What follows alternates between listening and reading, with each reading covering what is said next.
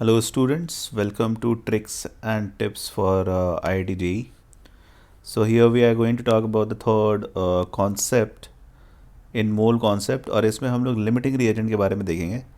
तो देखो यार लिमिटिंग रिएजेंट होता क्या है इसके बारे में पहले हम जान लेते हैं। तो देखो जैसे कोई भी रिएक्शन होता है, सपोज यहाँ पे एक रिएक्शन आपको रिप्रेजेंटेड है N2 is reacting with 3H2। Now if among N2 and S2 अगर सपोज आपने दोनों का एक पर्टिकुलर अमाउंट ले रखा है, तो देखो पहले तो लिमिटिंग रिएजेंट कॉन्सेप्ट को अप्लाई कहाँ करते हैं, तो जब भी एक से ज़्यादा रिएक्टेंट का अगर आपको अमाउंट गिवन होता है तो इसी केस में आप लिमिटिंग रिएजेंट कॉन्सेप्ट को अप्लाई करते हो। अब सपोज आपको इस केस में N2 और S2 दोनों का अमाउंट गिवन है, ठीक है। तो उसमें अगर मान लो आपने इस तरीके से अमाउंट ले रखा है कि ये जो दोनों रिएक्टेंट हैं ये पूरे पूरे कंज्यूम ना हो रहे हो अगर, ठीक है, तो ऐसे केस में जो कंज्यूम्ड हो जाता है पूरा पूरा उसे हम कहते हैं लिमिटिंग रिएजेंट। सपोज इस केस में हम एक केस कंसिडर करते हैं जहाँ पे N2 का आपने अमाउंट ऐसा ले रखा था कि जो N2 पूरा पूरा कंज्यूम हो गया और S2 आपका रिमेनिंग रह गया आफ्टर द रिएक्शन, ठीक है। तो ऐसे केस में जो पूरा कंज्यूम हो जाता है उसे हम कहते हैं लिमिटिंग रिएजेंट और जो बचा रह जाता है उसे कहते हैं एक्सेस रिएजेंट। तो बहुत ही सिंपल भाषा में अगर हम कहें तो जो रिएक्शन में प्रोडक्ट फॉर्मेशन को लिमिट कर दे, लिमिट मतलब होता है कि उसको रोक दे, उसे हम कहते हैं लिमिटिंग रिएजेंट, ठीक है।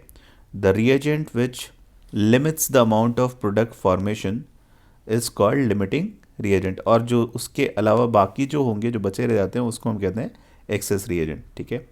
तो कब अप्लाई करेंगे, जब भी एक रिएक्टेंट से ज़्यादा रिएक्टेंट का अगर आपको अमाउंट गिवन है इन अ पर्टिकुलर प्रॉब्लम, तभी आप लिमिटिंग रिएजेंट कॉन्सेप्ट को अप्लाई करते हो। ऑलराइट, अब देखो what is limiting reagent. So we have already talked about it, the reagent which limits the amount of product formation, इसको हम लिमिटिंग रिएजेंट कहते हैं। अब जैसे एक केस कंसिडर करते हैं, ठीक है। अब ये अगर आपको रिएक्शन रिप्रेजेंटेड है तो इसका मतलब क्या है, तो ये रिएक्शन देखो एक मीनिंग होता है रिएक्शन का। जब भी ये इस तरीके से बैलेंस्ड केमिकल रिएक्शन अगर आपको रिप्रेजेंटेड हो तो उसका मीनिंग क्या होता है, so this is saying that this reaction is representing that 1 mole of N2। सो अगर आप बहुत ही बेसिक अगर समझो तो ये 1 मॉलिक्यूल N2 का 3 मॉलिक्यूल H2 से रिएक्ट करके 2 NH3 मॉलिक्यूल बना रहा है, ठीक है। ये यहाँ पे रिप्रेजेंटेड है by the balanced chemical equation. Alright, now since ये 1 molecule is combining with 3 molecules of H2, तो आप कह सकते हो कि यार 1 मोल N2 का 3 मोल H2 से रिएक्ट करेगा, ठीक है। और ये 3 मोल H2 से रिएक्ट करके क्या फॉर्म कर देगा, 2 मोल NH3 का, ठीक है ना। तो ये हम इंटरप्रिटेशन निकाल सकते हैं फ्रॉम द बैलेंस्ड इक्वेशन जो यहाँ पे हमें गिवन है। अच्छा, अगर इस रेशियो में ना लेके अगर आप कोई और रेशियो में, सपोज कोई और मोलर रेशियो में अगर आपने रिएक्टेंट ले रखा होता तो वहाँ पे कंप्लीट रिएक्शन नहीं होता। जैसे फॉर एग्जांपल सपोज आपने 1 मोल की जगह पे इसको अगर आपने 2 मोल ले लिया और इसको अगर आपने 3 मोल ही रख दिया, ठीक है, मोल MOL भी लिख सकते हैं। तो अगर आपने इसको 3 मोल लिया, इसको आपने 2 मोल ले लिया, तो क्या ये इस केस में रिएक्टेंट कम्प्लीटली कंज्यूम हो जाएंगे? बिल्कुल नहीं, क्योंकि 3 मोल के लिए आपको 1 मोल N2 की ही रिक्वायरमेंट थी। आपने 3 मोल की जगह पे यहाँ पे 2 मोल N2 ले रखा है, तो यानी कि N2 जितना रिक्वायर्ड था उससे ज़्यादा आपने ले रखा है। एक चीज़ ध्यान देने वाली बात होती है, जब भी हम स्टार्ट करते हैं ना, तो जनरली हमारे दिमाग में एक टेंडेंसी बनी होती है कि जो ज़्यादा है वो एक्सेस हो जाएगा, जो कम है वो आपका लिमिटिंग हो जाएगा। बट ये डायरेक्टली मोल को हम नहीं कंपेयर करते हैं, ये आपको ध्यान देना है, ठीक है। तो मोल को, जो मोल उसका डेटा गिवन है उस डेटा को हम डायरेक्टली कंपेयर नहीं करेंगे। हम हमेशा देखेंगे कि जितना रिक्वायर्ड है, अगर उससे अगर आपने कम ले रखा है तो जिसका कम अमाउंट आपने रिक्वायर्ड अमाउंट से कम ले रखा होगा वो रिएजेंट जो है वो लिमिटिंग रिएजेंट कहलाता है। अब अगर मान लो रिक्वायर्ड अमाउंट से अगर आपने ज़्यादा ले लिया है तो वो क्या हो जाएगा, एक्सेस रिएजेंट। जैसे इस केस में 3 मोल के लिए required was 1 mole, now for 3 mole you have taken 2 मोल, तो यहाँ पे आपको दिख रहा है कि ये आपने एक्सेस में ले रखा है, तो ये हो जाएगा एक्सेस रिएजेंट और जो दूसरा वाला होगा ये हो जाएगा लिमिटिंग रिएजेंट, ठीक है। अब अगर मान लो ये एक डिफरेंट केस अगर हम ले लें, सपोज़ आपने इसे ले लिया 0.5 मोल, ठीक है, और ये अगर आपने ले लिया suppose 3 mole he.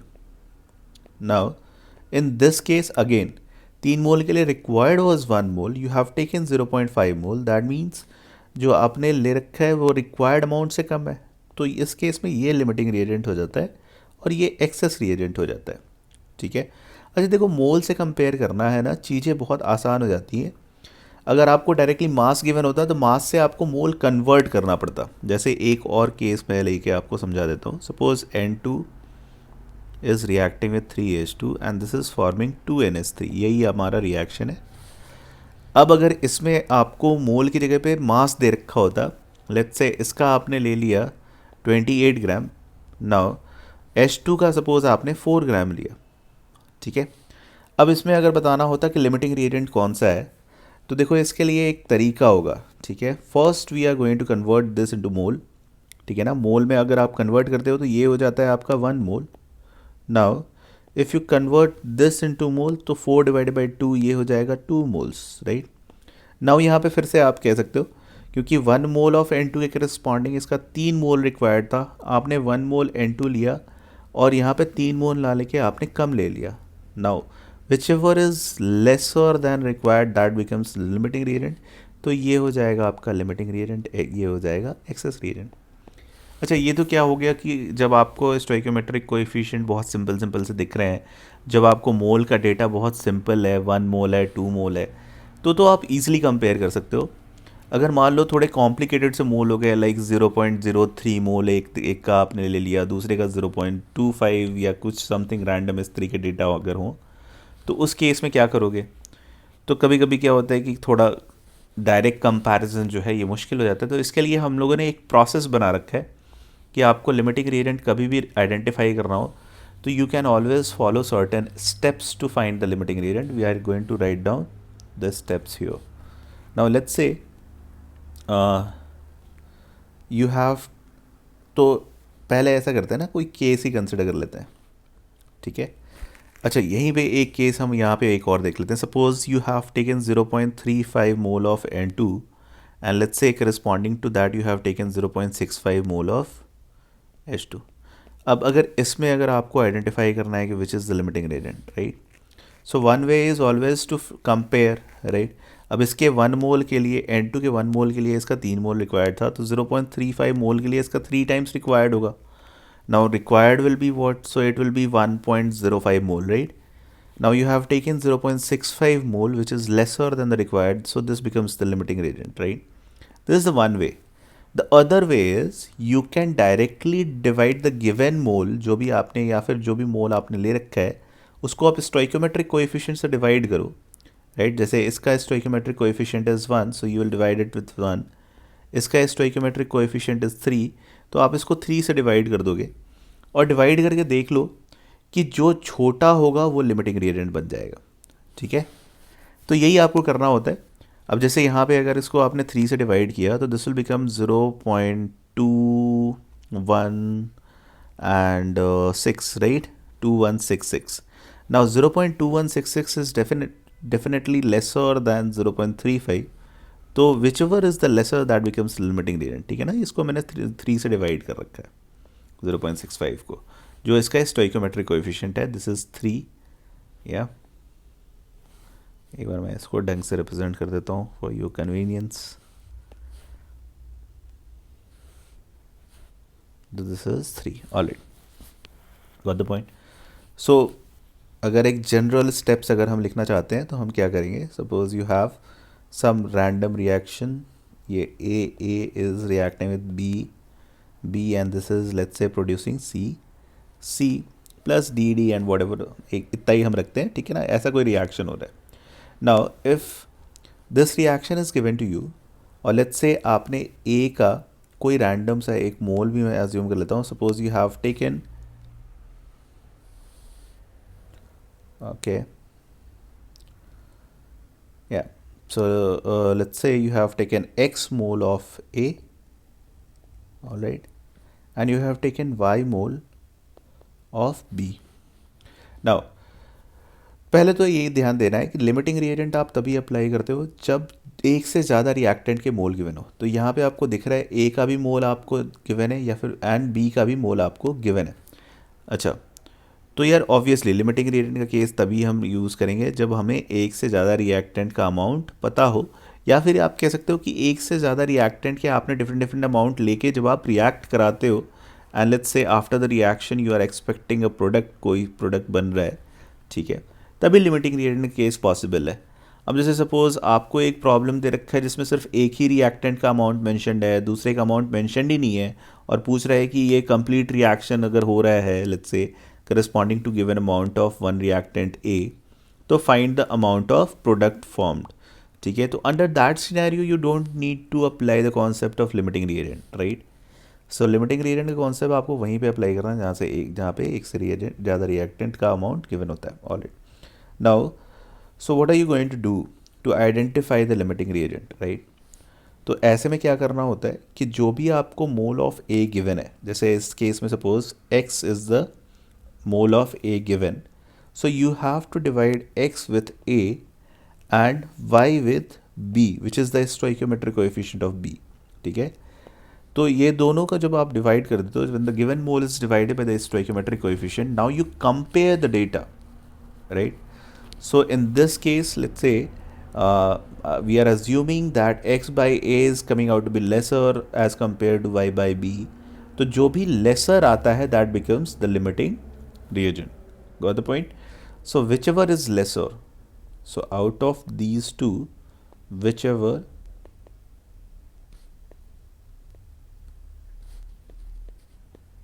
is lesser becomes the limiting reagent. Got the point? Now, once you have identified the limiting reagent, let's say we are considering that this is lesser than y by b, तो limiting reagent आपका कौन सा हो जाएगा? Now in this case A will become the limiting reagent, alright? We are assuming a case, alright? Now once you have identified the limiting reagent, now the amount of reactant consumed and the amount of product formed is according to limiting reagent only, alright?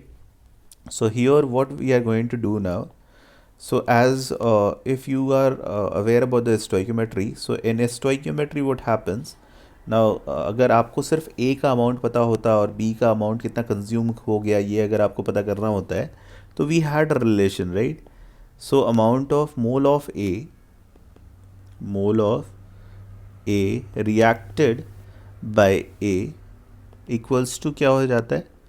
Mole of B reacted by B. So this is the general rule of stoichiometry, and this is equal to mole of C produced by C. Alright, so this we already know, right? So whenever the reaction is occurring, alright, so mole of A reacted by A is always equal to mole of B reacted by the stoichiometric coefficient of B is equal to mole of C produced by the stoichiometric coefficient of C. Alright, now here what is happening is only the limiting reagent is getting consumed fully, rest of the reagents are not getting consumed fully. So here the stoichiometric relation is going to change a little bit. So now what we are going to do is, so if A is the limiting reagent in this case, we can say that mole of A reacted, now this is actually the mole of A taken also, right? Reacted is equal to the taken because this is limiting reagent, so this is going to get consumed fully. Now this divided by A, which is the stoichiometric coefficient of A, this becomes equal to mole of B reacted, not taken, right? Because whatever you have taken corresponding to B, a part of B is always going to be in excess, right? That is going to be left after the reaction, right? तो हमें सिर्फ यहाँ पर reacted वाले को ही consider करना है, पूरा जो आपने ले रखा है उससे नहीं कंसिडर करोगे. This divided by B, this becomes equal to mole of C produced, alright, by C. Now if there is a problem where you have to find the amount of B that is left after the reaction, तो आप क्या करोगे? तो पहले आप reacted part को निकाल लो कि बी कितना रिएक्ट हो गया, और आपको जितना टेकन है वो आपको गिवन होगा. Suppose y is the mole that you had taken. Now from this equation you can always calculate the amount of B that has reacted. ठीक है, तो फिर जितना रिमेनिंग होगा आप वो भी कैलकुलेट कर सकते हो by subtracting the amount of B reacted by the amount of B taken. Alright, तो इस तरीके से यह पूरे प्रॉब्लम को आपको अप्रोच करना होता है. अब एक दो प्रॉब्लम हम देख लेते हैं, उसको सॉल्व करके ही देख लेते हैं. जैसे for example this is the question given. Find the volume of H2 liberated at STP when 54 gram of aluminium reacts with 98 gram of H2SO4. Now the reaction would be given to you. मैं एक बार लिख देता हूँ reaction क्या हो रहा है. So aluminium is reacting with H2SO4 and this is forming Al2SO4 whole thrice plus H2. First of all, whenever you are applying the concept of limiting reagent, you always have to keep it in mind that it is always applied only on the balanced reaction. तो पहले आपको तो balancing करनी पड़ेगी. ना इसको balance करोगे तो ये 2 मोल एल्यूमिनियम आपको लेना पड़ेगा, और फिर ये हो जाएगा 3 और ये हो जाएगा 3. Alright, I hope you are getting it. This is 3H2. Now अब इसमें आपको कुछ कुछ गिवन है ना. इसका अमाउंट गिवन है 54 ग्राम, इसका अमाउंट गिवन है 98 ग्राम. ठीक है, ये तो पहला स्टेप. इस पर क्या होता है, सबसे पहला स्टेप होता है कि जो भी आपको अमाउंट गिवन है उसके करस्पॉन्डिंग आप मोल निकालो. तो मोल कितना हो जाएगा, मोल को हम n से रिप्रेजेंट कर रहे हैं यहाँ पे, तो ये हो गया 54 डिवाइडेड बाई 27. अच्छा, एक चीज़ ध्यान रखना, जब भी यार मोल निकालते हो ना, ये स्टोइकोमेट्रिक कोएफिशिएंट का कोई रोल नहीं होता जब आप मोल कैलकुलेट करते हो. ठीक है, ये भी कुछ कुछ बच्चों को ये भी कन्फ्यूज़न आता है कि ये स्टोइकोमेट्रिक कोएफिशिएंट से मल्टीप्लाई करके तो नहीं डिवाइड करेंगे. ऐसा कुछ नहीं होता. जो भी आपको वेट गिवन होता है उसको आप डायरेक्टली किससे डिवाइड कर देते हो, तो उसके मॉलिकुलर वेट से. अब मॉलिकुलर वेट या फिर मोलर मास कह सकते हो. तो यहाँ पे molar mass of aluminium is 27 only, so you will divide 454 by 27. Now this is going to give you 2 moles, right. Now, mole of H2SO4 is how much? 98 divided by 98. 98 is the molar mass of H2SO4. तो ये हो गया 1 मोल. ठीक है, अब आपने मोल निकाल लिया. Now next step is you have to calculate mole divided by stoichiometric coefficient. Alright, so mole divided by stoichiometric coefficient आप निकालो तो ये कितना हो जाता है 2/2. ठीक है, और ये कितना हो जाएगा 1/3. अच्छा, इनमें से छोटा कौन सा है, तो आपको दिख रहा है कि ये वाला छोटा है ना. ये this is equal to 1, so 1/3 is smaller than 1. तो जो भी स्मॉलर होता है that becomes the limiting reagent. That means आपका लिमिटिंग रीएजेंट यहाँ पे कौन सा होगा, so it will be H2SO4. Now aluminium will be excess reagent. ठीक है, तो ये तो हमने लिमिटिंग रीएजेंट आइडेंटिफाई कर लिया. ठीक है ना. अब हमसे पूछ रखा है बताओ H2 कितना लिबरेट होगा. नाउ H2 लिबरेट कितना होगा वो कौन डिसाइड करेगा, तो that will be decided by limiting reagent only. ठीक है, तो हम यार देखो अब यहाँ पे बाकी सबसे हम कंसर्न नहीं है because nothing else has been asked in the question. You just have to find out the volume of H2 liberated at STP. तो मोल निकल जाएगा तो हमारा काम बन जाएगा. मोल ऑफ H2 निकालना है तो हम कह सकते हैं mole of H2SO4 taken whatever you had taken, because the limiting reagent is the one which is going to decide the amount of product formed, divided by stoichiometric coefficient of H2SO4 which is 3, and this is equal to mole of H2 liberated or produced, you can say, divided by stoichiometric coefficient of H2 which is 3. Got the point? So here we can say that the mole of H2SO4 is going to be equal to mole of H2 produced. So mole of H2 produced आप directly यहाँ पे कह सकते हो कितना हो जाएगा. So this is equal to the mole of H2SO4 taken which was 1 mole. Alright, so this is the mole taken. Alright, now you have to forget about this for the moment. Alright, so mole of H2 taken, so mole of H2SO4 was 1 only. So you get mole of, you can find the mole of H2 liberated here, and that is equal to 1. Now so you can calculate volume of H2 liberated as well, and this is equal to 1 multiplied by 22.4. In certain cases you can take 22.7 also, because volume of gas at STP, molar volume of gas at STP is 22.7, alright, पर हाँ generally हम 22.4 ही रखते हैं, ठीक है। STP और NTP को हम सेम कंडीशन ही अज्यूम कर लेते हैं, ठीक है। तो वॉल्यूम ऑफ S2 लिबरेटेड आपका कितना हो जाता है, 22.4 लीटर्स, ऑलराइट। एक और क्वेश्चन करके देखते हैं। अब इसमें आपसे पूछ सकता है मास ऑफ Fe2O3 प्रोड्यूस्ड आपको बताना है, ठीक है। अच्छा, इसमें आपने Fe का वेट ले रखा है 112 ग्राम एंड 64 ग्राम है ऑक्सीजन का वेट। तो देखो यार, यहाँ पे जो रिएक्शन हो रहा है बेसिकली क्या हो रहा है, Fe is reacting with oxygen and this is producing Fe2O3, ठीक है। अच्छा, इसको बैलेंस करोगे तो ये हो जाएगा आपका 2, ये हो जाएगा 3/2, ठीक है। अच्छा देखो, ये कोई फ़र्क नहीं पड़ता, आप इसको O से भी रिप्रेजेंट कर सकते थे, है ना, इसको O2 से भी रिप्रेजेंट कर सकते थे। जब वेट गिवन हो ना तो कोई इफेक्ट नहीं डालता ये, आप ऑक्सीजन का किसी भी फॉर्म में इसको ले लो, ठीक है। हाँ, बट जनरली आप यार क्या होता है, ट्रेंड होता है, एक ट्रेडिशन है कि we always represent the element as it is existing in the nature in the most stable state, alright. तो ये O2 गैसियस फॉर्म में ही एग्जिस्ट करता है। अच्छा, ऑलराइट, अब अपने काम पे आते हैं। अब इसका देखो क्या दे रखे है, तो इसका वेट गिवन है कितना, 112 ग्राम। ऑक्सीजन का वेट कितना गिवन है, 64 ग्राम। नाउ मोल निकालोगे, नेक्स्ट स्टेप, मोल कितना हो जाएगा, 112 डिवाइडेड बाई 56, और ये हो गया 64 डिवाइडेड बाई कितना ऑक्सीजन का। अब यहाँ पे O2 के फॉर्म में ले रखा है आपने, तो इसको 32 से डिवाइड करोगे। Now this is going to give you 2 moles, this is also 2 moles, ठीक है। दोनों के 2-2 मोल हैं। अब क्या कोई लिमिटिंग रिएजेंट है इसमें, तो उसको आइडेंटिफाई करने के लिए हमारा अगला स्टेप क्या होता है, मोल को हम किससे डिवाइड करते हैं, स्टोइकोमेट्रिक कोएफिशिएंट से। तो ये जब आप फाइंड आउट करोगे तो ये कितना हो जाएगा, 2 divided by 2 which is equal to 1, here it is going to be 2 divide by 3/2, और ये कितना हो जाता है, this is equal to 4/3।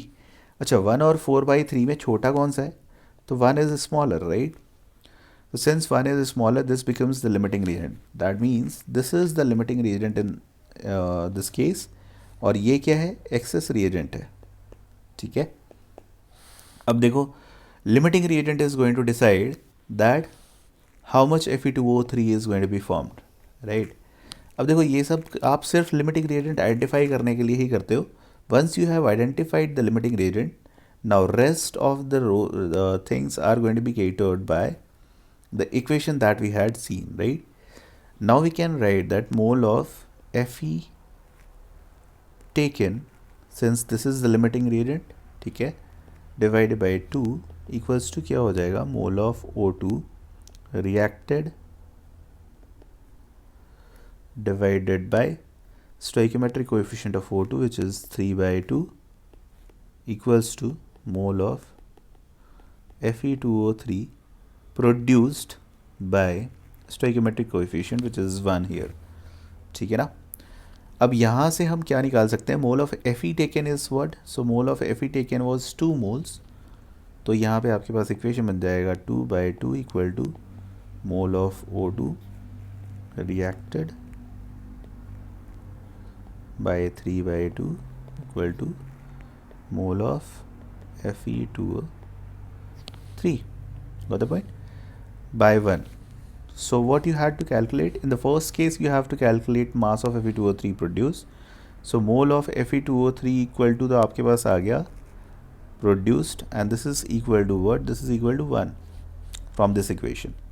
mole of O2 reacted भी आपने निकाल लिया, और mole of O2 reacted कितना आ रहा है, this is equal to 1 multiplied by 3/2 which is 3/2, ठीक है। अब mole of O2 reacted आपने निकाल लिया। अच्छा, मोल ऑफ O2 इनिशियली कितना आपने ले रखा था, so that is equal to 2 moles, so you can find the mole of O2 remaining, क्योंकि नेक्स्ट पार्ट में आपसे पूछ रखा है मास ऑफ एक्सेस रिएजेंट बताओ कितना बचा होगा, तो मोल ऑफ O2 लेफ्ट हम कैलकुलेट कर सकते हैं, ये कितना हो जाएगा, 2 minus 3/2 which is equal to half. अब एक बार आपने मोल निकाल लिया तो वेट भी निकल जाएगा, सो वेट ऑफ O2 लेफ्ट कितना हो जाएगा, this is equal to half multiplied by 32 which is 16 gram. ठीक है ना। तो इस तरीके से सेकेंड पार्ट सॉल्व हो गया। अच्छा, यहाँ पे भी mass of Fe2O3 can be calculated. Mass of Fe2O3 कितना हो जाता है? So this is basically equal to mole multiplied by molar mass which is 1 into 160 which is 160 gram. Got the point. अच्छा देखो, मास कंजर्वेशन भी यहाँ पे applicable है ना। 112 ग्राम आपने जो आयरन लिया था, तो ये तो लिमिटिंग रिएजेंट था, ये पूरा पूरा कंज्यूम हो गया। अच्छा, ऑक्सीजन कितना बच गया है? तो 64 में से 16 gram oxygen is left. Alright, so कितना कंज्यूम हो गया?